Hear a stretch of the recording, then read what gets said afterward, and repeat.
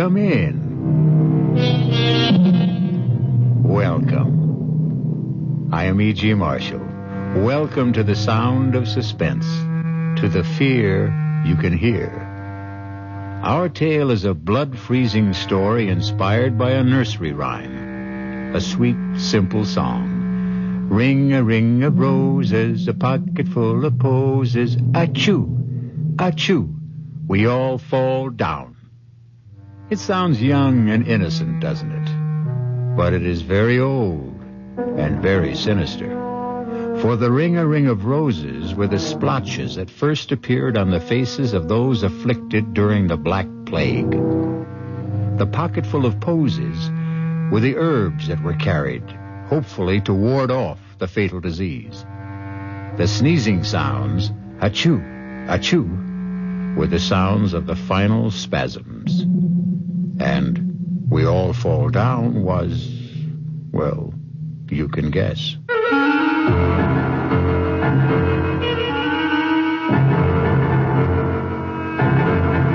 Our mystery drama, A Ring of Roses, was written especially for the Radio Mystery Theater by S.J. Wilson and stars Glynis O'Connor. I'll be back shortly with Act One.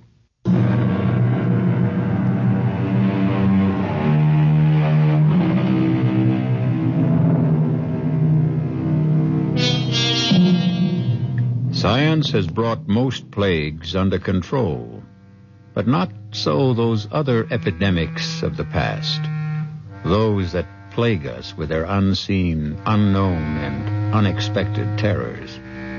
And such is the tale of terror you are about to hear. Draw close to the guttering candle, for you will receive no warmth from a ring of roses. You know, George, I've heard about this place so often from Helena. I'm just dying to see her home. And I'm anxious to meet your friend Helena. Oh, I'm sure you'll like her. But will she like me? Taking her best friend away from her. Come on, George. You know you're irresistible. Why do you think I'm going to marry you?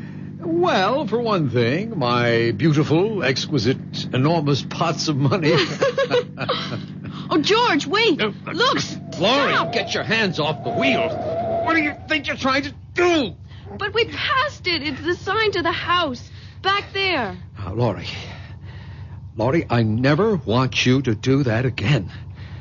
I'm not going to let missing a sign risk your getting hurt. You understand? I'm sorry. I shouldn't have grabbed the wheel that way. All right, forget it. But please, never again, ever. And that is supposed to be the sign? Helena warned that we might miss it. Well, why would anyone use a rose-colored stone in a brass oval with no name or any identification on it for a house sign? Well, their name is Roston. And Helena said that generations back when their family first moved to America, it was rose stone. And so they put up a rose stone. Well, if they want people to get that meaning from it, they either enjoy guessing games or, more likely, just want to keep themselves very, very private. Yes. Guess what? As you said, they are very private. Well, I got that impression before we got here. And I also have the feeling that they're not very friendly either. Oh, how can you say that? When Helena's mother especially invited us over because she personally wanted to give us our engagement gift. Yes, and that's pretty peculiar, too. How? How many showers, did your girlfriends give you? 4, right? No, 3. The last one was at dinner. All right, and Helena was invited to every one, but she... I know, George. She didn't turn up for any of them. You know, Laurie, I've never seen you so wound up. What's spinning around in that pretty head of yours? I don't know, but... Well, I am on edge. About what? I guess about meeting Helena's mother. You see, she's so strange. She seems so powerful and so terribly uncompromising. I was trying to change things for Helena, and And then I let her down by becoming engaged to you. Well, now, don't tell me you weren't going to marry for poor Helena's sake. Well, at least not until she married first. We were going to share an apartment together in the city. You know what I'm going to do, Laurie? I am going to turn this car right around and head back to the city. This whole trip is more foolish than funny. Oh, no, George. Please don't. A pocket full of posies. Hey, Achoo, what's that? achoo. We all fall You hear something down. like singing? Ring a ring of roses. Let me open the window. A pocket full It's a woman of posies. singing that old Achoo, nursery rhyme. achoo. We all fall down. But what's that snapping Ring a sound? It ring sounds of roses. like a piece of leather. It sounds like a pocket whip. full of posies. George, what are you doing? I'm getting out. Achoo. Something's happening here that I don't like. Don't open the door. Please don't. We'll go back if you want to. I'll be but right don't. back. Keep the window shut and the doors locked. No, don't leave me, George. I'm coming with you. Wait. Okay, but stay close to me. Ring a ring of roses. It seems to be coming from behind those hedges. Achoo, achoo. You know, it could be just kids playing games. If that voice is coming from a kid, he's using a bullhorn. Let's stop here. We might see through the hedge. Please be careful. Holy Toledo! Look at that. Let me see. That man. The old man with the beard. He's trying to catch the girl with his whip. Well, she's teasing him. She's making fun of him. If he lands that wagon whip on her, he'll split her face open. Look at their clothes, George. They're dressed like settlers. Back in the early 1800s. Yeah. You know, they could be rehearsing a play. If they are, he's lost his mind in his part. That man's going wild with that whip. But she's provoking him. Why doesn't she stop? Hey! Hey, you there! What are you two doing? George, you shouldn't have done that. And who is it who is ordering me and questioning me? I am. Over here. That's a terrible thing you're doing. Oh, George, please don't go in there. They know we're here. We must meet them. That's a dangerous whip you're using. That young woman can be killed by it. I see by your clothes you are a stranger. And I can also see that you are a kind human who wishes no harm to come to another. But this wench is my daughter. And what I am doing is the true way to gain the obedience of a child who will stray. But what in heaven could she have done to deserve being whipped? I did no harm to no person or to him. I have broken no law of God or man. Strumpet, hold your witch's tongue. Believe me, young woman, when I tell you that she has the demon in her, playing and wenching with the young master who owns this land. While I'm out here working at clearing their forest lands, she's up there in the great house with her enticements and tricks and enchantments.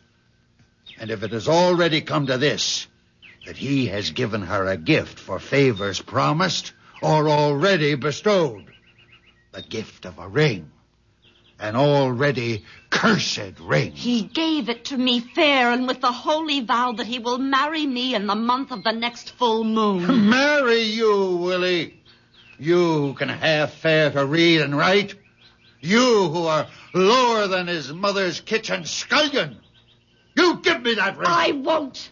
I swear by the name and the soul of my sainted mother that you will never get this ring. Then until I do, though it mean your own death, you get the whip. Stop it! Don't! Why can't you be a little more reasonable? She may be telling you the truth. I am. I swear it on my dead mother's Bible I am. Well, then, if you are, why don't you give him the ring and let your young man personally tell your father of his plan? No, he'll do no thing like that. He'll bury the ring in some secret spot and drag me away before the fall of night. For he doesn't want me to marry to no one but to stay with him and clean and cook and wash for the rest of his devil life. As you can see, she's beyond talking of matters with sense and decency. She's been taken up with her planning and scheming to get away from me for the purpose of harlot's gain. And she hardly of marrying. I'll kill you. George! She has an axe! An axe! She's going to kill him! Stop! For God's sake, stop! Ah! Oh, George, I can't look! He's dead! She killed her own father! What? Where is she? What happened to her? There she is! She's running away! Hey! Hey, come back! Come back! You can't get away! It's you who will never get away. The ring will circle you. George, don't try to catch her. She's like the wind. I'll never get my hands on her. She's almost in the forest. Come back! Come back! We're not going to hurt you! It's you who are going to be hurt. She's disappeared. Even before she got to the forest. But, George, look what I found. It's the ring. She dropped the ring. Let me see it. You know what it's like? It's just like the road sign. It's the same shape. The same color stone. It's smaller, but it is just like the road sign. Rose-colored. George, we've got to get help. The police, Yes, someone. but where? Well, of course, the house. We've got to get to Helena's house. This ring so rosy, this ring so red. Does it belong to the living or the dead? We'll return shortly with Act 2. You alone? I don't want to disturb your mother. My dear, you're not disturbing me in the slightest. This room has no secrets. Its acoustics are incredible. I'm Helena's mother. Hello, Mrs. Roston. We've just had a very unusual experience. Laurie's pretty badly shaken by it. Yes, so I see. Helena, why don't you take Laurie to your room, let her refresh herself? Perhaps Mr. Williamson will tell me something more about what's happened? I think the police should be notified at once. The police? Here? Did you have an accident? Well, not exactly, but we happened to see something that can only be described as gruesome, I guess. And the police should be notified. Mother, do you think... Helen, dearest, this is not the time for speculation. I shall be glad to have the deputy's office call. But can you give me some indication of what they're to be told? We don't like bothering our officers unnecessarily. They have enough to do as it is. But someone's just been murdered. Oh, no, not again. What? Now, Helena, restrain yourself, dearest. Laura, you say someone's been murdered? Who? We don't know who he is, but he was trying to whip a young woman. And Mr. Williamson, she took an axe and killed him. You know. How could you? I was praying that it wouldn't happen to you. Oh, poor Laurie. Now, why don't you young people make yourselves comfortable? A glass of sherry might calm you. But, Mother, you told me that it would never happen again. That thing... Helena, I said I had taken every precaution not to have it happen. But who am I to promise I will control the uncontrollable?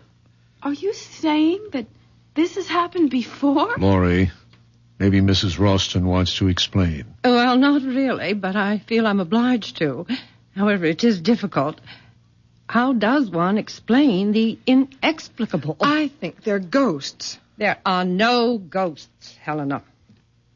Dr. Medvig, the last scientist I consulted, said it was undoubtedly an instance of photally sensory projection. Helena pooh-poohs it. But has either of you ever heard of that discipline? Oh, vaguely.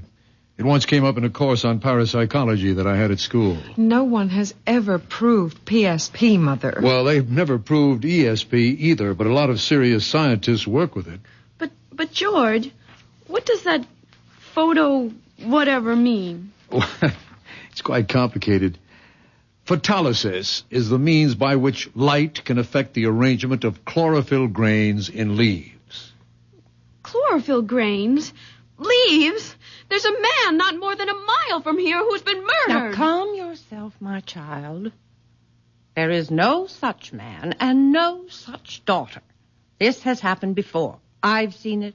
Helena has. A very few close friends have. Unfortunately, you have too. Mr. Williamson, do you think you'd still like to try an explanation of PSP? Well, it's spooky in a way. By that I mean the scientific explanation of it. You see, we're all supposed to give off certain light and heat waves. And what is it happens in the case of individuals who are emotionally stimulated, let us say, people in love? Well, the theory has it that people in a very intense emotional state give off more highly concentrated waves. Well, I just don't understand what chlorophyll and leaves and light waves have to do with a man being murdered. You see, it's tied up with photosynthesis. And scientists aren't sure how that process really works. But with the unusual intensity of light, the cells of chlorophyll rearrange themselves and are forced to give off some of the excess carbohydrates in which there is an unusual amount of stored energy. I'm not following this at all. My dear, Helena speaks of you as having the patience of a saint. So, if you'd like me to telephone the deputies, I suggest you give your fiancé a chance to finish. There isn't much more, Laurie. Just at the openings in the leaves, they're called stomates, tend to react like projectors. And through the magnification of additional oxygen are supposed to be able to relay an episode they once absorbed when they were in the receptive state, like film. Are you talking about something like motion picture film? Yes, Laurie, but he means something like a projector with a memory. A memory of blood in this case. Well, it happens that chlorophyll is very much like hemoglobia, except that it contains magnesium instead of the iron found in blood. Are you saying that what we saw was a motion picture? Nothing more? Well, essentially, that's it. But when and where the original was recorded, we have no idea. But there's a building. There's a cabin out there. And there's a man's body bleeding. Why don't you go and see for yourself if you don't believe us? No, Laurie, there's nothing there. Helena, you too? Yes, as Mother said, I've seen it. Others have too. Around here, they call it the Enchanted Forest. But if you go out there again, you won't find a cabin or a man. Nothing. The police know all about it. They'll come and you'll just feel foolish. I don't know what to think. It all seemed so real. Well, now, why don't we come back to the present and the truly real? Because I have the real pleasure of giving you our gift to celebrate your engagement. It's a complete surprise. Even I don't know what it is. Laurie, dear, it isn't that what we're giving you is expensive or valuable, but it is dear to us. We hope it will be your first family heirloom.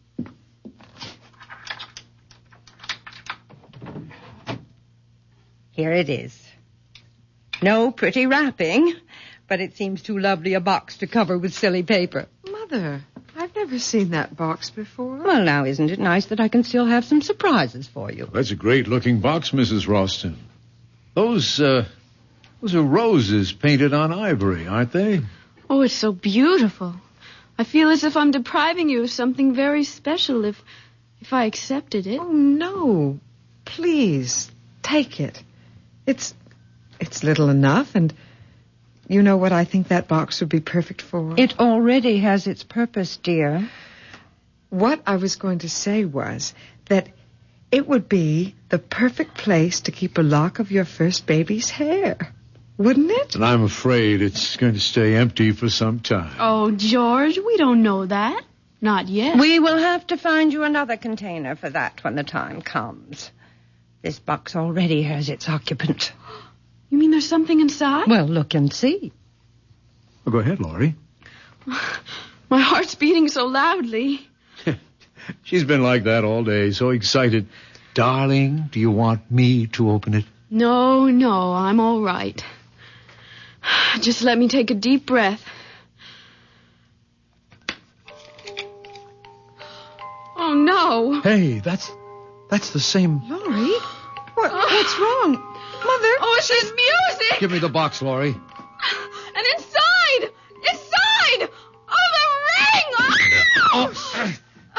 I've got her.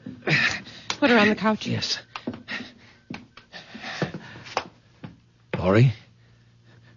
Mother, do something. Don't just stand there. Helena, control yourself and get some water. Oh, Laurie, my poor Laurie. Wake up. Laurie, come out of it, honey. Darling? She's trying to open her eyes. Slowly, Laurie. It's me, George. Oh, who? What happened? You just passed out for a moment. Here, give her this water. Here, honey. Sip this slowly. Oh, I don't need it. But did I really see it? See what? The ring. Yes, I've got it. What ring? This ring. The same one. With the rose-colored stone. Mother, how dare you? That's mine. You know what that ring means to me. Oh, please take that thing away. I don't want to look at it. Don't worry, you won't have to. Here, Mrs. Roston, take it back. And I hope it isn't a sample of your sense of humor. Just one moment, Mr. Williamson. I don't particularly appreciate your tone or your attitude. What do you mean by my sense of humor? If you and your daughter know all about that axe-murdering scene that we saw earlier, then you must have known about the ring. What about it? It's mine. That ring. It's just like that road sign you have on the highway. Yes, the sign was copied from the design of the ring. It's been our family hallmark, so to speak, for generations. Is that why the girl who killed her father did it? Because of that ring? What do you mean? She had it. She teased him with it while she sang that song. That same nursery rhyme in the box. Oh, no. That couldn't be. That's my ring. She couldn't have had it. Are you too sure you saw this ring? Well, that girl in the field. She dropped it when she ran away. Then where is it now? Well, George, you had it. What? You sure? I thought you put it into your purse. Well, I'll look. Well, it isn't in any of my pockets. No, and it's not here in my purse. How could it be?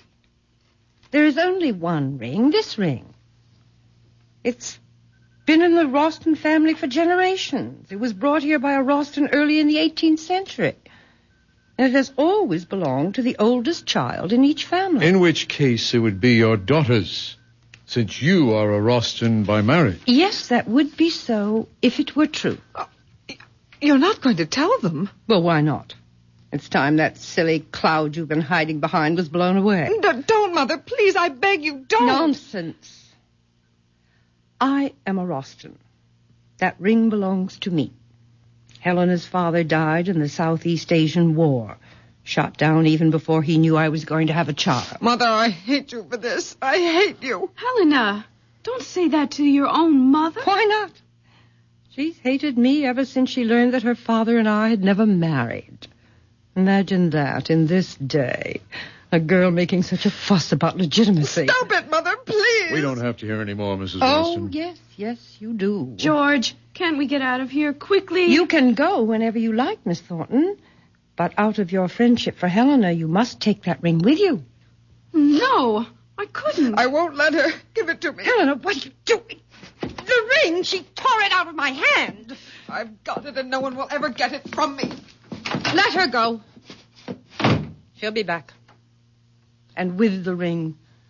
She knows it's wrong for her to have taken it. Eventually, the ring must come to you, Laurie. We don't want it. But it will come to you. It can do you no harm. It's a silly superstition, but only Rostons are supposed to be vulnerable to the ring. And, Laurie, if you are Helena's friend, as you say you are, you will take it. But she wants it. She insists that it stay hers. Only as an excuse. But what sort of an excuse could the ring give her? The excuse not to marry. And why not? She considers herself fated, ill-starred, if you will.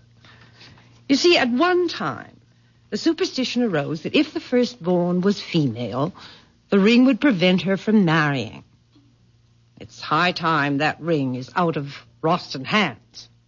Why don't you just throw it away? What with Helena carrying on as if possessed? Well, we just do not want it. I'm sorry, but we must get back to the city. Yes, it's a long drive, and we'd like to make it before dark. I regret this has turned out to be so unpleasant, but then perhaps it couldn't have been avoided. Perhaps. But it's over now. George, let's go.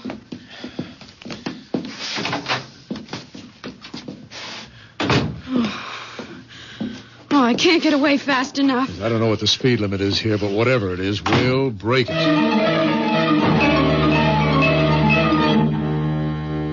Helena, I order you to come out of your room at once. At once. Mother, don't hurt her. She is my only friend. The only friend I have in the whole world.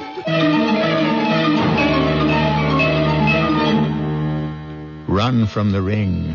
Run for your life. But without a ring, what's a husband or wife? We'll return shortly with Act 3.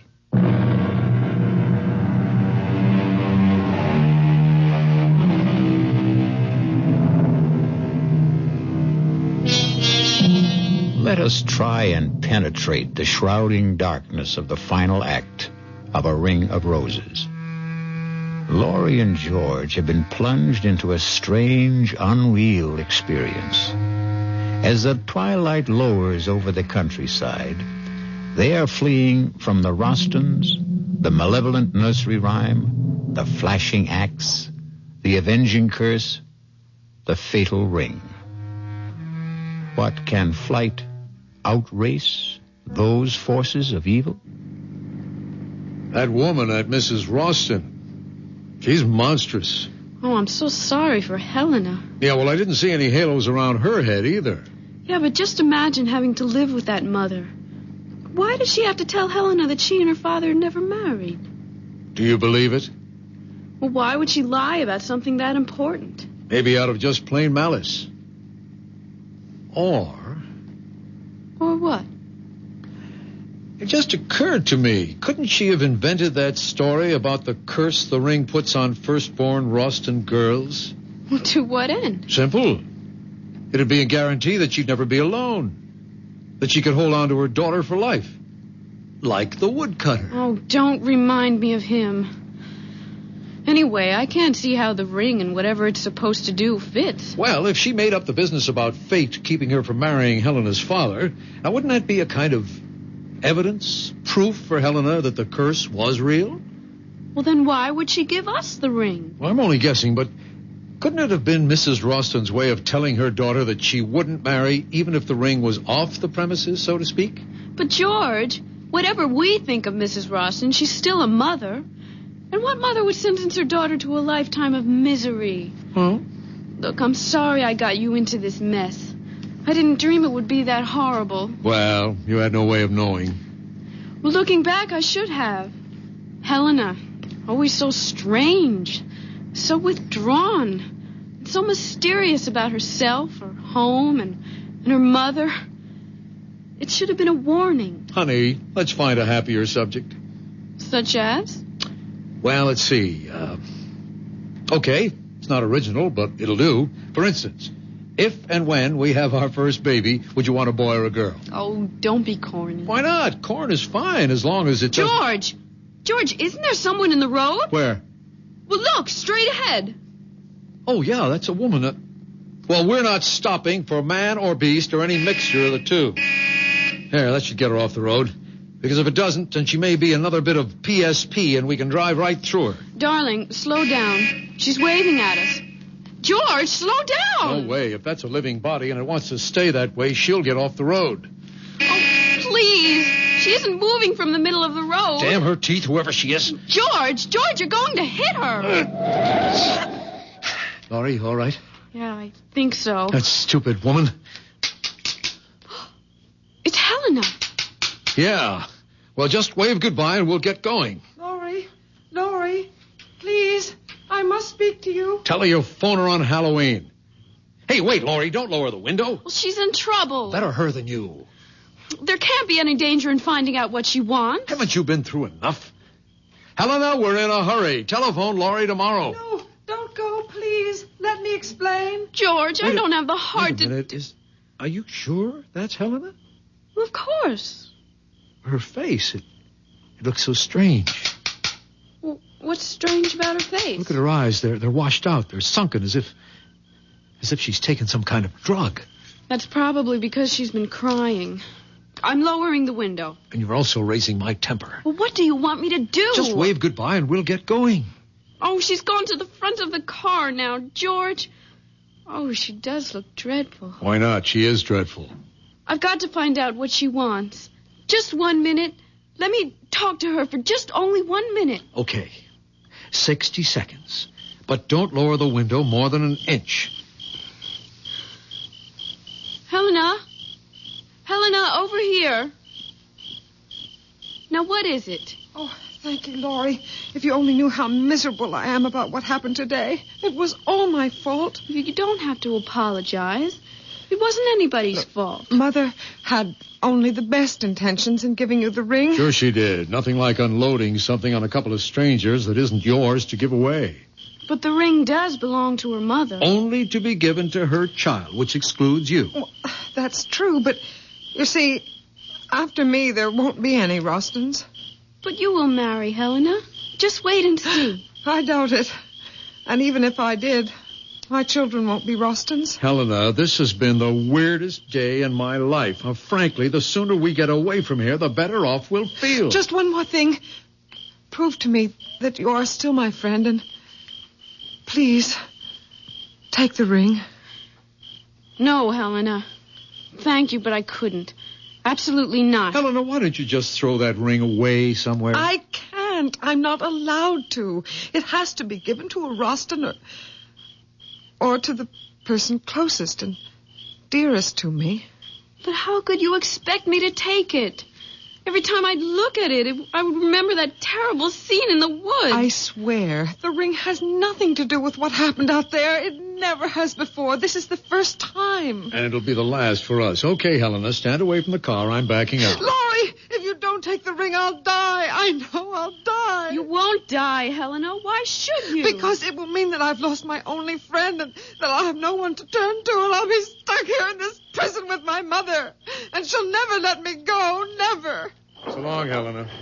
If I return to the house with the ring, my mother will do something terrible. If you don't take the ring, I'll throw myself in front of the car. I don't care anymore. I don't care. Helena, give me the ring. Oh, you mean you will take it? Oh, Laurie, you've made me so happy. I'm indebted to you forever. Forever.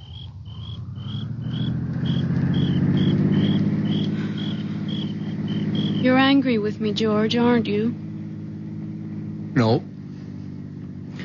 I'll probably never see her again. And if it meant that much to her... What probably meant even more to her was that she could twist and bend you in any way she wanted. Well, in a way, it was her last hope of getting out of that house. That's why I finally took the ring. Actually, what harm could it do? I don't know, Laurie, except that anything connected with the Rostons seems dangerous. That's because the Rostons are difficult to understand or explain. Well, that may be. But while we might never get to the bottom of that axe job in the woods, there must be a key somewhere to the Rostons. After all, they're not ghosts or optical illusions. They're people, living, breathing humans. Still, for all we know about them, they're just as haunted as that phantom woodcutter and his crazy daughter. Let's stop talking about them. I will. If you do me an important favor. If I can. You can. Throw that ring away.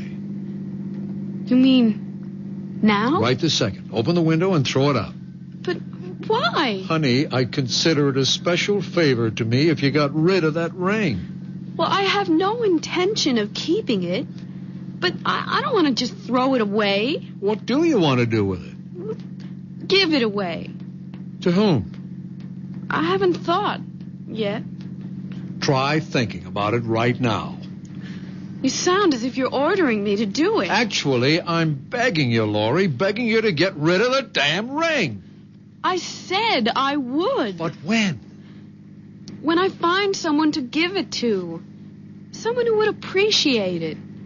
It just doesn't make sense to just throw away something that's probably valuable for just anyone to find or to have it crushed under a car. Say, I know what I could do with it. Drop it, Laurie. It's only going to get us into an argument. No, I'm serious, honestly.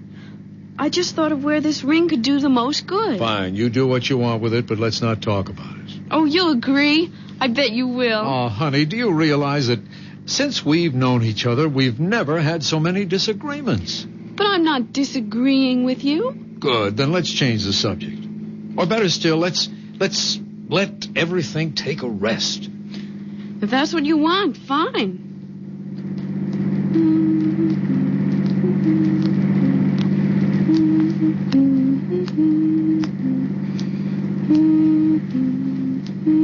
Laurie, what are you doing? Nothing. Laurie, what are you doing with that ring? Nothing, I said. Besides, you don't want to talk about it. Why are you wearing it? I was playing with it. I just wanted to see if it fit. Will you please take it off? What are you getting so excited about? That ring, if you can't throw it away, at least put it away. You're getting awfully bossy, George. You're doing it only to get a rise out of me. You can forget about it. Because I'm going to give it to that thrift shop around the corner from where I live. Great idea. Now, please take it off. All right. Anything for some peace. Hey, that's funny. What is? The ring's stuck. I'll get it off. You shouldn't have put it on if it was too small. But it wasn't. In fact, it felt too big. Isn't that strange? I can't even twist it. Get the flashlight out of the glove compartment. Now turn it on and hold your finger under the light. There, can you see it? Your finger doesn't look swollen. No, it isn't swollen. But the ring won't budge. George, do you hear something? Hear what? That voice. The singing. Don't you hear it? No, I don't. Wait. Yes, I do. It's that song. Where's it coming from? I don't know. It seems to be surrounding us. I'll turn the bright lights on. You keep trying to get that ring off. I am trying, but it's as if it's cemented to my finger. And that singing. It's the same as the girls in the forest. Get rid of the flash and give me your hand. What for? Maybe I can get it off. Well, you can't. You're driving. There's no traffic, Laurie. I can manage the wheel with one hand. Why don't we wait till we get to a gas station? Then I can get it off with a little soap. Come on, give me your hand. All right. No, wait. I can't. Why not? Oh, I just can't, George. Laurie, you were about to drive me out of my head. Why can't you give me your hand? Because I remembered something. What, for heaven's sake? What, Laurie? Well, what Helena said back there. When she wanted me to take the ring. She said a lot of hysterical things. That if she couldn't give the ring to a Roston, it would have to be to a person nearest and dearest to her. Oh, Helena's all whacked up. Now give me your hand, Laurie. But what if it's true? Oh, that voice, that terrible voice. Why doesn't it stop? Laurie, please give me your hand. No. Because if you can get it off, then you'll be stuck with it. Who cares? I don't want anything to happen to you. Not for anything. George, look straight ahead. Oh, it's them, the two of them, the old man and the girl. He's got an axe. I'm stopping the car. No, don't. Go around them. Through them. Run them down. Kill them. Do anything, The brakes aren't working. George, we're practically on top of them. Laurie, for the last time, give me your hand. The ring can't harm him. No!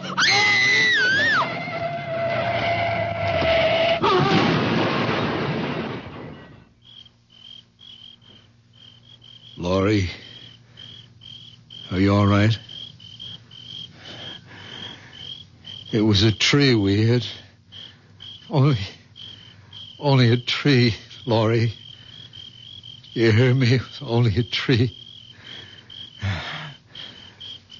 Laurie, the ring. The ring. What did you do? Not on your finger. Your finger.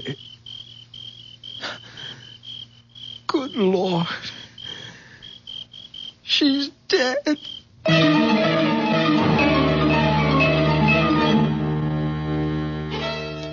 So you gave Laurie the ring, Eleanor. Yes, Mother, as you told me to. Now give me the box, and we'll see if the ring has worked wonders once more. Here is the box. The one with the roses. Open it. Yes, Mother. But the music. Why isn't the music playing? It's a good sign that it's not playing. It's the sign that the ring has done its work.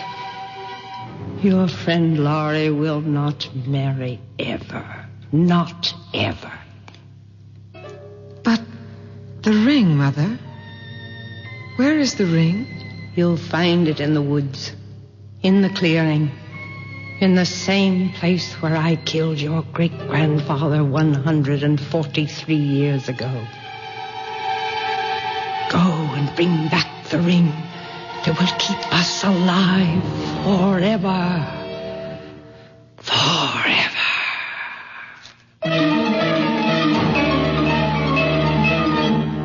Forever, you ghosts. Forever you sing. But your death is as forever as your grim, rosy ring. I'll be back shortly.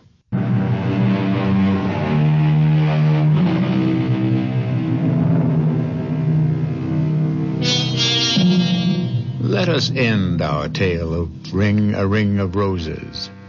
For as we also know, roses are red, roses are blue. But the rose of death is meant for who?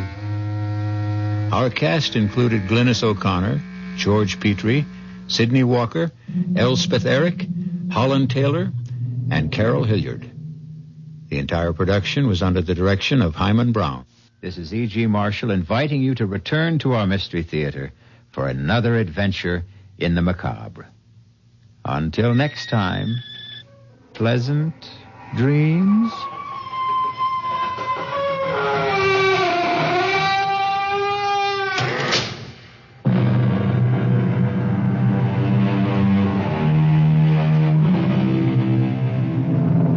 Car care expert Linda Clark joins us next hour and on